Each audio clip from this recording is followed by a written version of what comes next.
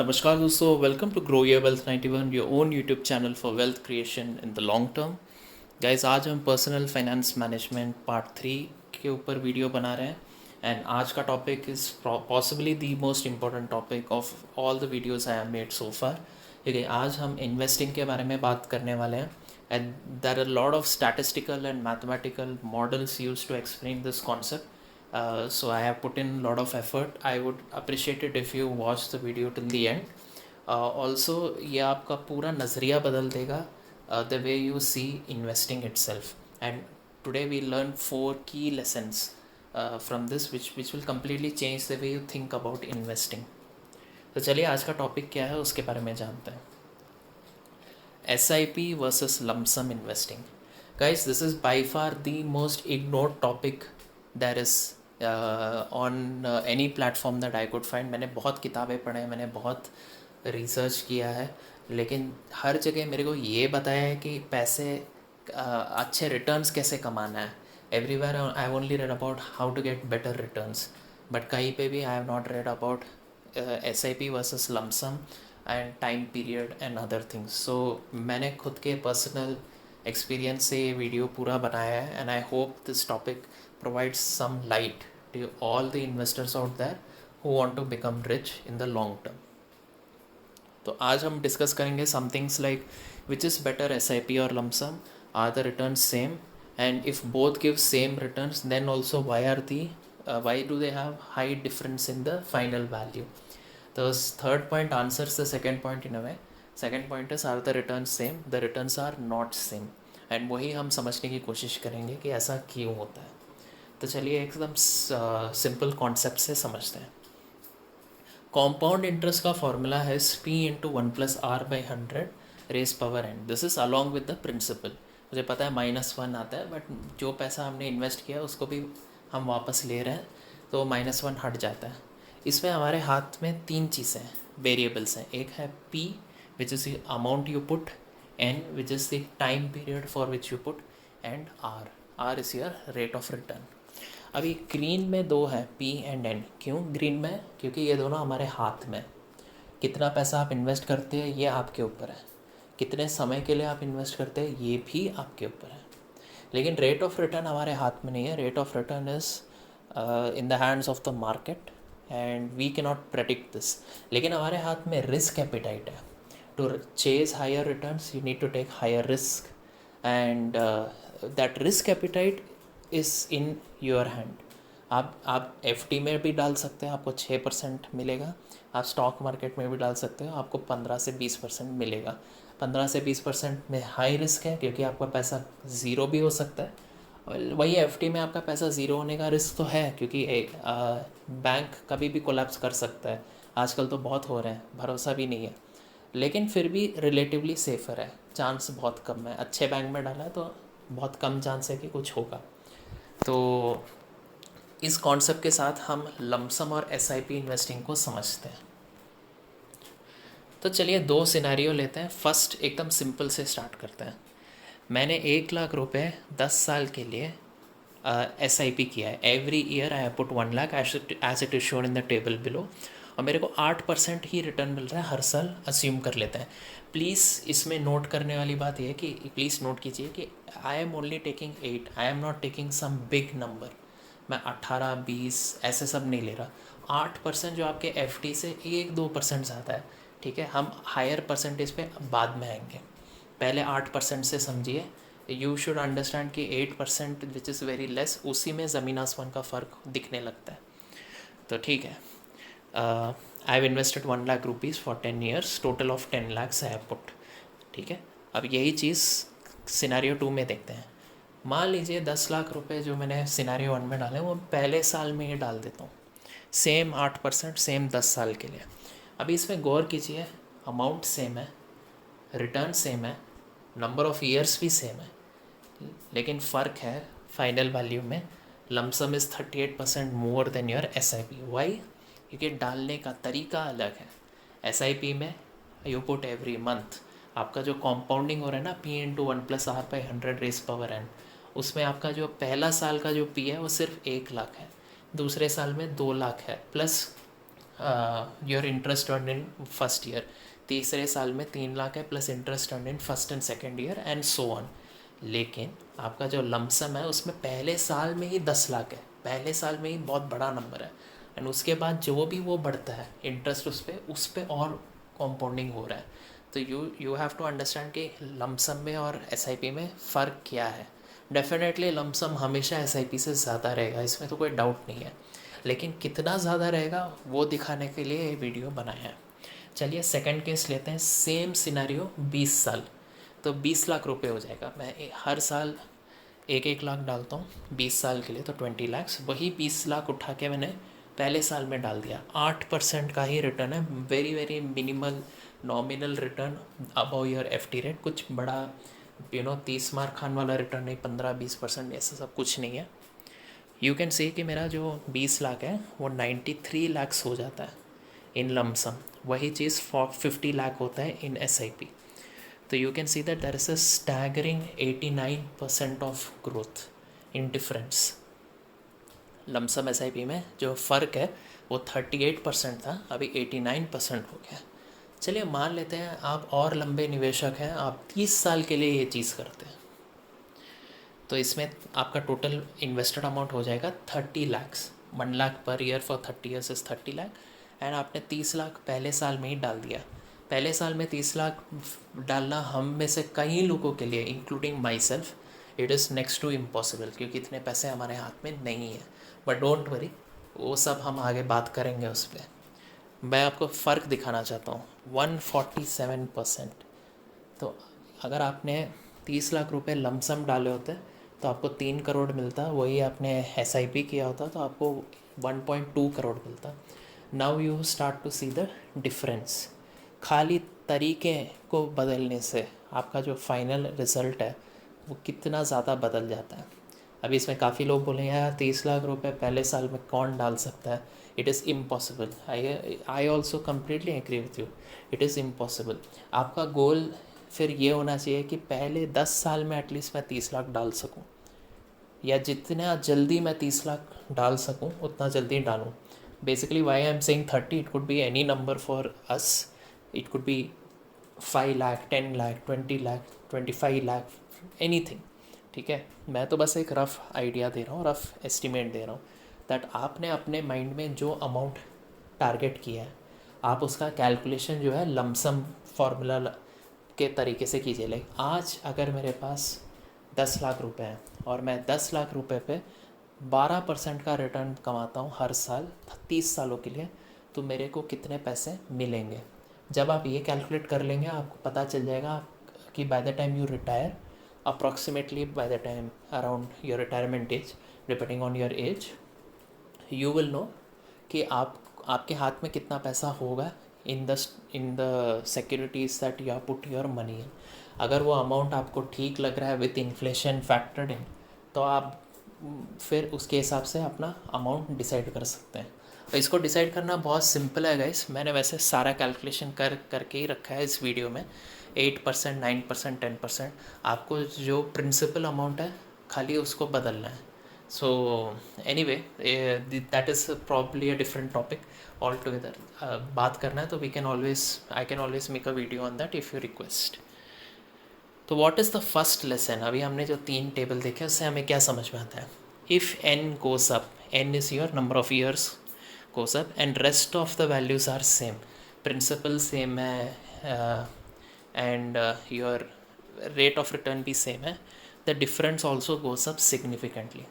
तो 10 साल के जगह अगर 30 साल होता तो जो फ़र्क है वो काफ़ी ज़्यादा होता। इससे कोई फ़र्क नहीं पड़ता है आपने कितना अमाउंट डाला, 10 साल, 20 साल, 30 साल में भी अगर आपने 10 लाख ही डाला होता तो भी एग्जैक्टली सेम डिफरेंस होता। So this is lesson number 1 and this should be an eye opener for you guys, all those people who are thinking मैं SIP करके बहुत रुपए कमा लूँगा। वेल कमा तो सकते हैं, लेकिन लमसम में आपका जो फाइनल आउटपुट है वो कई ज़्यादा गुना हो सकता है। इनफैक्ट 1 करोड़ से 3 crore is not a small jump, बहुत ज़्यादा फ़र्क होता है। So think about that also. चलिए लेसन नंबर 2 पे बढ़ते हैं। What if you increase the CAGR return from 8 to 9 to 10 and so on. Basically this is saying कि अगर आपको रिस्क लेने का मन है, आप एफडी के जगह या एकदम गोल्ड सर्टिफिकेट या गोल्ड बॉन्ड खरीद के बैठने के जगह आप बोलते नहीं मैं और रिस्क लूँगा, मैं स्टॉक मार्केट या इंडेक्स फंड या म्यूचुअल फंड में निवेश करूँगा to get higher returns, and let us assume you do get higher returns because it is possible definitely. तब क्या आपका फ़र्क होता है एस आई पी लमसम में, और होता है तो कितना होता है, उसको भी एक बार देख लेते हैं. तो इस टेबल को थोड़ा पॉज करके चाहिए तो आप पॉज करके समझ सकते हैं, मैं वैसे भी एक्सप्लेन करता हूँ. The first line, rest all are almost on the same patterns. तो number of years is the first column, amount invested 10 lakh, तो 10 साल के लिए 10 लाख है, 20 साल के लिए 20 लाख है, 30 साल के लिए 30 लाख है. अब जो रिटर्न है आपका वो मैंने 8, 9, 10, 11, 12, 13% लिखा है.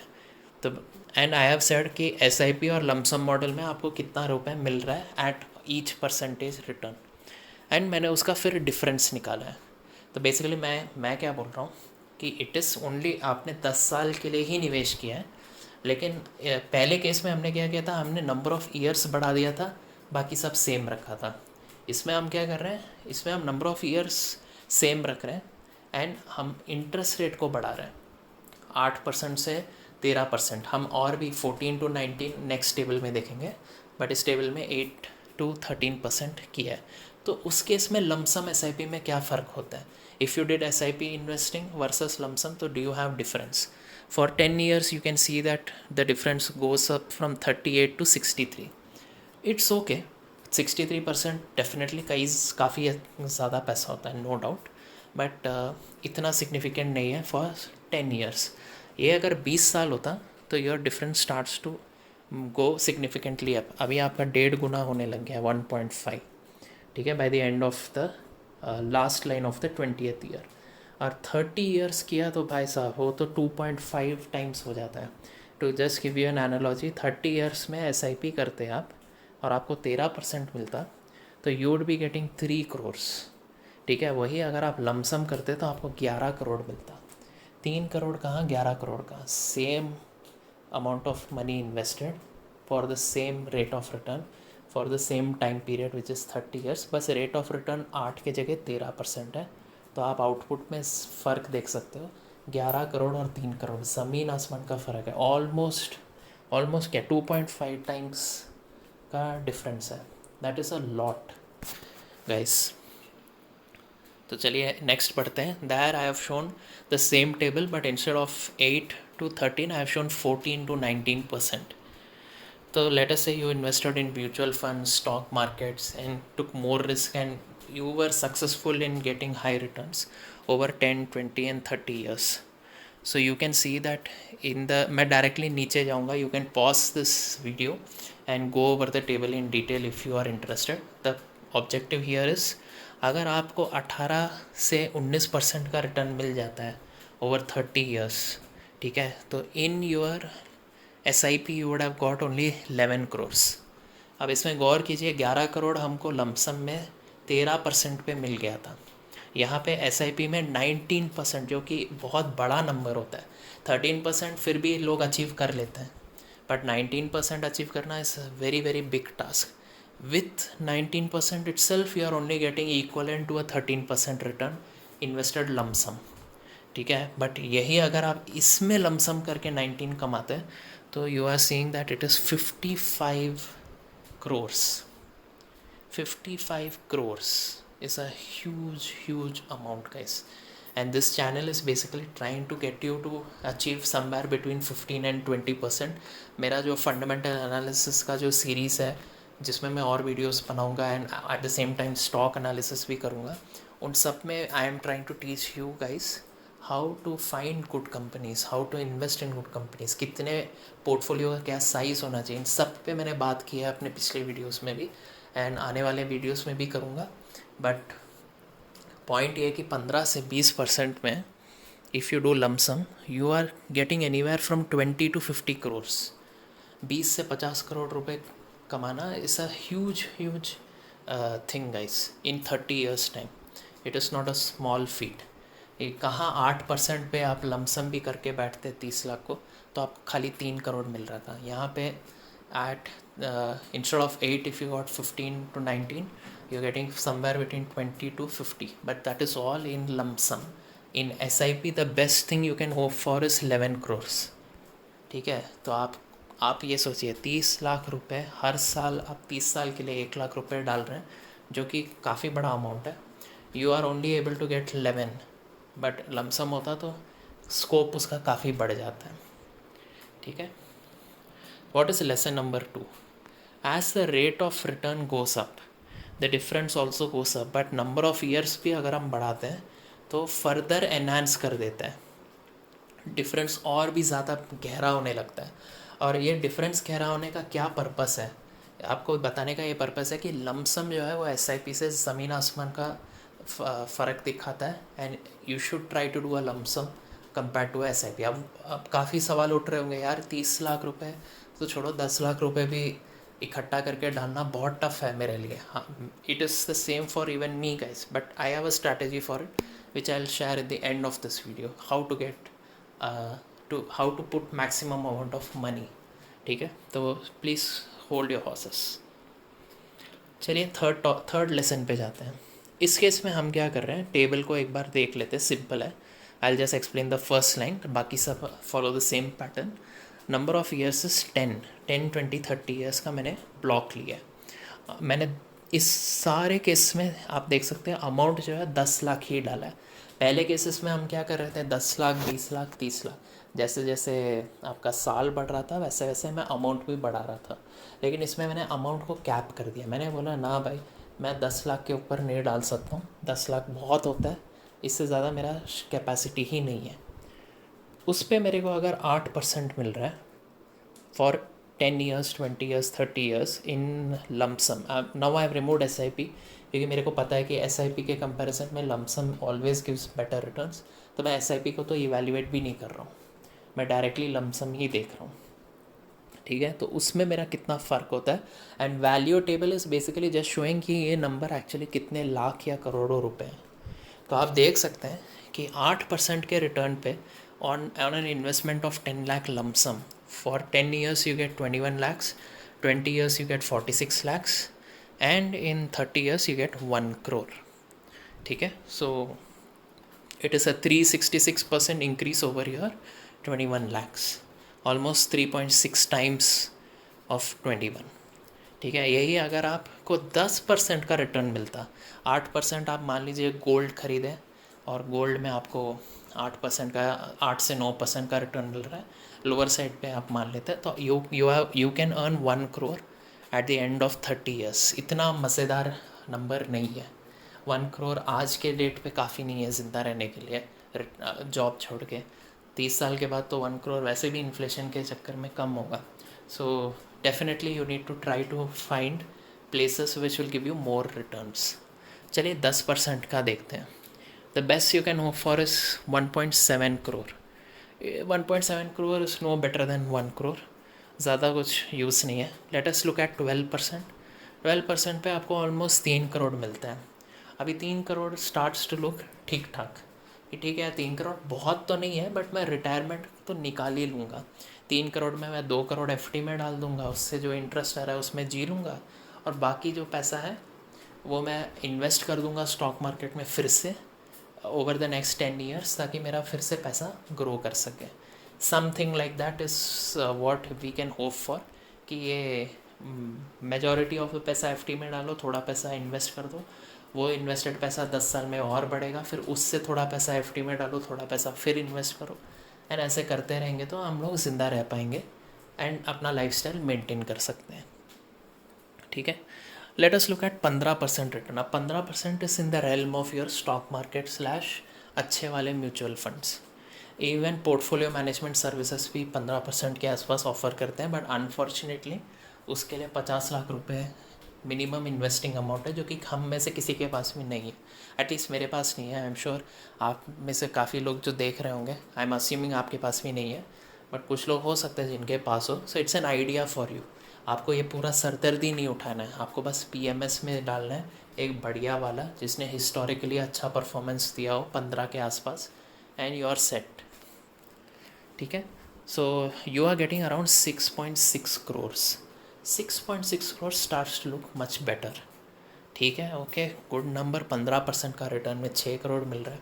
18% रिटर्न फिनोमिनल रिटर्न होता है, जो कि खुद आप स्टॉक मार्केट में अच्छे companies, fundamentally strong companies, zero risk companies में इन्वेस्ट करके कमा सकते हो, जो कि इस चैनल का मकसद है, सिखाना कि how to find those companies. And you are getting somewhere close to 14 crores. 14 crore starts to look extremely good. 14 crores में आप अपना पूरा रिटायरमेंट लग्जरी में निकाल पाओगे।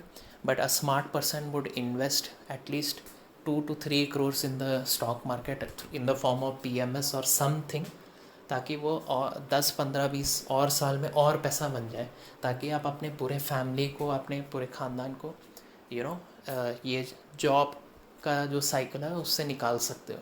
For all eventually you could have made so much money कि your own family starts a business tomorrow with all the money you have made. तो ये सारे ऑप्शंस हैं। So what is the lesson number 3? If we keep the amount same, मैंने 10 ही लाख रखा है, ठीक है, इन लमसम इन्वेस्टमेंट। ये इंपॉर्टेंट है गाइस, SIP नहीं किया इसमें, लमसम किया है। बट इंक्रीज NNR, साल नंबर ऑफ़ ईयर्स बढ़ा दिया, रेट ऑफ रिटर्न भी अगर मैं बढ़ाता गया तो फाइनल आउटपुट जो है उसमें भी काफ़ी डिफरेंस रहता है compare to lesser NNR। SIP तो इसमें कॉम्पीट कर ही नहीं सकता है। SIP stands nowhere in this compared to your lump sum। चलिए देखते हैं लेसन नंबर 4। अब ये जो टेबल है ये थोड़ा लंबा टेबल है, so I would request you to pause and analyse it better, but just for the sake of explaining I will just tell. First line, तो मैंने इसमें 10 साल का टाइम पीरियड लिया है। Amount invested is 10 lakh. मैंने CAGR 1 विच इज़ 8% रिटर्न को bench mark return माना है। मतलब मैं 8% को 9 10 11 12 से लेके 19 तक कंपेयर कर रहा हूँ कि अगर मैंने अपना इन्वेस्टेड अमाउंट सेम रखा है, नंबर ऑफ़ ईयर्स सेम रखा है, और पहले केस में रिटर्न मेरे को 8% ही मिल रहा है जो कि बहुत कम है, दूसरे केस में मैं 1% से अपना रिटर्न बढ़ा रहा हूँ, तो मेरा जो SIP मॉडल है उसमें मेरा डिफरेंस बनता है क्या? If I am doing only SIP in both cases, 1 SIP is giving you answer for 8%। SIP 1 जो है आप देख सकते हो सारा चीज़ वैल्यू सेम है क्योंकि वो 8% के हिसाब से आउटपुट दे रहा है। वही SIP 2 जो है वो 9 10 11 12% के हिसाब से बढ़ते जा रहा है। तो क्या सिग्निफिकेंट डिफरेंस है? यस, वी कैन सी कि by the time you reach 9 to 19%, the difference also goes up from 6% to 88। अब इसी SIP को, सेम टेबल को SIP की जगह बस लमसम कर रहे हैं, तो you can see it has gone to 164% at the end, 19% compare to 8%। So you can see that when you see SIP and lump sum, तो lump sum gives much more returns as your percentage goes up, rate of return goes up compare to your SIP। ठीक है, यही चीज़ मैंने 20 and 30 years के लिए भी किया है। So we'll just look at the last 2-3 values in 20 years for SIP। We can see कि 250 to 300% के आसपास का फ़र्क है। यही लमसम होता है तो अराउंड 500 to 600% के आसपास का फ़र्क है। अब इसी को मैं 30 ईयर्स कर देता हूँ, तो 30 ईयर्स में यू कैन सी 600 to 800% का फ़र्क है इन SIP, and oh god, 1300 to 1700% फ़र्क in lump sum। So guys, this is what I am talking about. This is super important। and इसका जो lesson है उसको देखते हैं कि what is the final thing, comparing SIP and lump sum with increasing all P and R। हम तीनों को बढ़ा रहे हैं, 10 लाख को 20 लाख किया, 20 को 30 लाख किया, 10 ईयर्स को 20 ईयर्स किया, 20 को 30 ईयर्स किया, R को 8 से लेके 9 to 19% तक बढ़ाया कंपेयर टू 8। तो लमसम जो है it is head and shoulders above your SIP in all the scenarios. ठीक है, सो ये सब क्यों होता है? बेसिकली इसको समझने के लिए मैंने निफ्टी का पिछले 10 साल का जो रिटर्न है कंपेयर टू टुडे उसका ग्राफ निकाला है। पहले केस में मैंने पर ईयर दिखाया 10 साल, इसलिए आपको 10 बार्स दिख रहे हैं कंपेयर टू टुडे। 10 साल पहले कितना रिटर्न दिया है, 9 साल पहले, 8 साल पहले, वैसा। The second table on the right shows you that per month कितना रिटर्न है, एंड द सबसे नीचे वाला टेबल शोज़ पर डे कितना रिटर्न है। तो आप देख सकते हो अगर आप एस करते हो तीनों केसेस में, तो आपका ये जो रिटर्न है जो कि घटता हुआ नज़र आ रहा है आपको compare to today, obviously it averages out. लेकिन आप पहले दिन में अगर पैसा डालते हैं तो वो जो बड़ा सा बार है वो सिग्निफिकेंटली हाई है in all three cases, and that alone compounds at a very good rate, and that will make you much more money. So this is the concept of lump sum versus SIP. अभी most important topic पे आते हैं, यार इतना पैसा मैं कहाँ से कमा सकता हूँ। Well guys, I don't know what is your take home income, I don't know much about it. I can only think about a sample case and explain to you from that. So I hope आप उससे take Awez कर सको। तो पहला sample case मान लेते हैं कि person's take home income is 50,000। मान लेते हैं person is only getting 6 lakh after tax, मतलब उसका 7 से 8 लाख का तनख्वाह है, उसको टेक होम 6 लाख रुपए है, 50,000 रुपये उसको मिल रहा है। अभी बंदा 50,000 में उसको घर वर चलाने का मान लेते हैं 20,000 ही लग रहा है। लेट अस से is in is early 20s, 22 23 का है, एक अच्छा आईटी कंपनी में अच्छे सॉफ्टवेयर डेवलपर या जो भी कंपनी हो उसमें अच्छा पोस्ट मिला है, एंड बढ़िया कमाई वमाई सब हो रहा है, ठीक है। He is living a bachelor life, तो उसका 20,000 के ऊपर का खर्चा तो होगा नहीं। आप बेसिक नीड्स के लिए रेंट लिया या खुद के घर पे है, खाना पीना वगैरह वगैरह। लेकिन जो बाकी का 30,000 रुपये है उसमें बहुत टेम्पटेशन होता है कि you save significant amount of money, you spend it on buying a car, buying a bike. Bullet bike तो बहुत फेमस है, हर कोई ख़रीदते रहता है। इससे अच्छा आइशर मोटर के शेयर्स खरीद लो, ज़्यादा रिटर्न्स मिलेगा आपको। एंड क्या कहते हैं, वेकेशन पे जाते हैं, they go on a foreign trip और any trip, and they spend a lot of money on unnecessary things. उनके पास नया आईफोन चाहिए, क्रेज़ है, 1 लाख रुपए का आईफोन आता है, आपने ख़रीद लिया, एक नया लैपटॉप ले लिया, या मतलब पुराना लैपटॉप है फिर भी आपने नया लैपटॉप लिया। मैं ये नहीं कह रहा हूँ कि सारे खर्चे फिजूल के हैं, कुछ खर्चे इंपॉर्टेंट होते हैं। एक बेकार फ़ोन के कंपैरिजन में एक अच्छा फ़ोन लेना इज़ ऑलवेज़ हेल्पफुल, बट वो फ़ोन जेन्युइनली आपको वैल्यू ऐड होना चाहिए।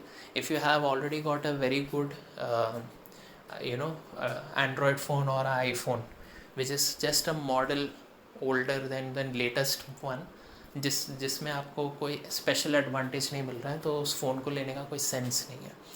आप अगर अपने खर्चों पे कंट्रोल कर सकते हो अपने इनिशियल 4 to 5 ईयर्स में, and even if you save 3 lakh rupees per year out of the 6 lakhs, which is very difficult, I know it's not easy. Well, पैसा बनाने के लिए मेहनत भी करना पड़ता है। 3 लाख रुपए भी अगर आप कमाते हैं बचाते हैं हर साल, तो आप 3 साल में, इनफैक्ट बिकॉज वो 3 लाख रुपए आप इन्वेस्ट कर रहे होंगे या एफडी में तो डाल के रखे होंगे, तो डेफिनेटली वो over 3 years your 9 lakhs would become 10 lakh with your interest added. So you would be getting 10 lakhs worth of saving in a 3 years time. वो 10 लाख रुपए आप स्टॉक मार्केट में अच्छे कंपनीज़ में, फंडामेंटली स्ट्रॉन्ग कंपनीज़ में invest करके भूल जाइए 30 साल के लिए। बाय भूल जाइए आई डोंट मीन कि मुड़ के ना देखें, आई मीन कि you have to read annual report and quarterly report and everything, but do not touch your money in that stock unless you feel कि ये कंपनी का फंडामेंटल बिगड़ गया है। जब तक ऐसा नहीं होता तब तक मत कीजिए। तो 30 साल के लिए आपको बस देखते रहना है, आपको ना पैसा डालने का ज़रूरत है उसमें एसआईपी के तौर पे, ना आपको पैसा निकालना है, ठीक है। आपको जो डिविडेंड मिलता है उस स्टॉक से, वो आप वापस उस स्टॉक को ख़रीदने में इस्तेमाल कर सकते हैं। That is the only thing that you have to do. Dividend जो है वो पहले 10 साल में आपको बहुत कम मिलेगा, लेकिन 10 साल के बाद आपको डिविडेंड ठीक ठाक अमाउंट में आने लगेगा, and that you can use to invest in your stocks to buy more of it. So if you just continue this process, okay, do lump sum investing in your first 3 years, save around 10 lakh in, even if it takes you 5 years, तो ठीक है, कोई हर्ष नहीं है। 5 साल में 10 लाख रुपए तो बचा ही सकते हैं, और बहुत अच्छे कंपनीज में डाल दिया 18% के 19% के रिटर्न पे भी। Then also just a minute, let me just see how much you will make in this table. So if you put 10 lakhs at 18%, you will be making 14 crores। 14 crore रुपए जो है वो आपके बन सकते हैं 30 साल में by putting that much of money. ठीक है, बट 30 साल लगेगा, और वो 30 साल आपका चालू होगा from the day you put 10 lakh, not from the day you put 3 lakh. वो 10 लाख रुपए कहाँ से आएगा? ये सब चीज़ों पे खर्चा ना करने से आप बचा के, जितना जल्दी आप बचा सकते हो उतना बेहतर होगा। आप कोई पूछेगा यार इतने पैसों को बूढ़ापे में उड़ाने का क्या पर्पस है, फ़ायदा है?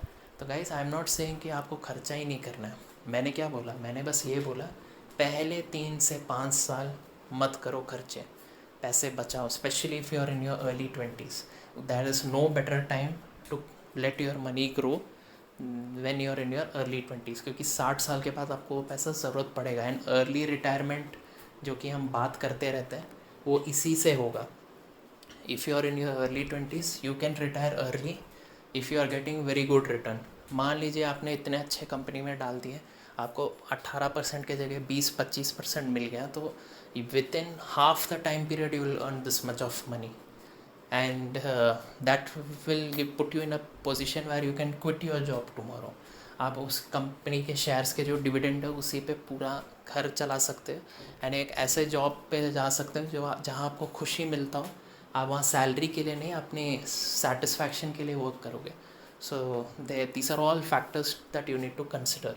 And most important thing, sorry for deviating a bit, जो 10 लाख रुपए है उसके बाद आपको कुछ SIP या कुछ करने का ज़रूरत नहीं।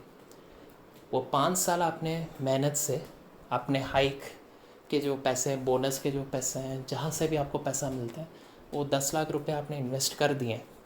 वो करके आप उसके बाद you enjoy your life.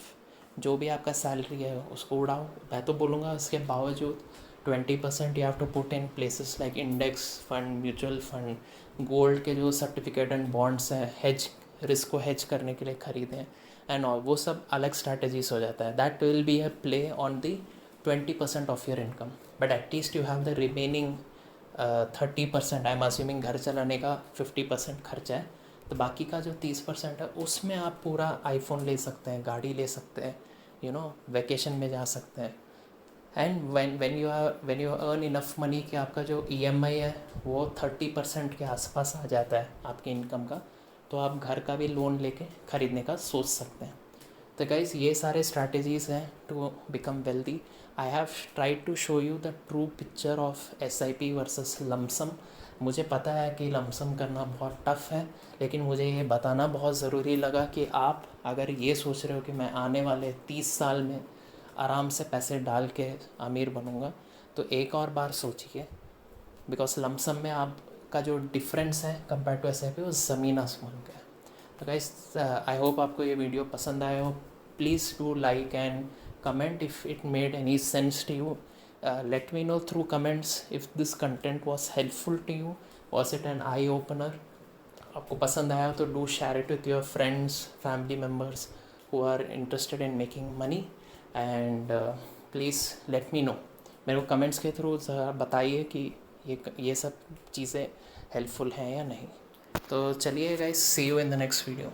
Thank you.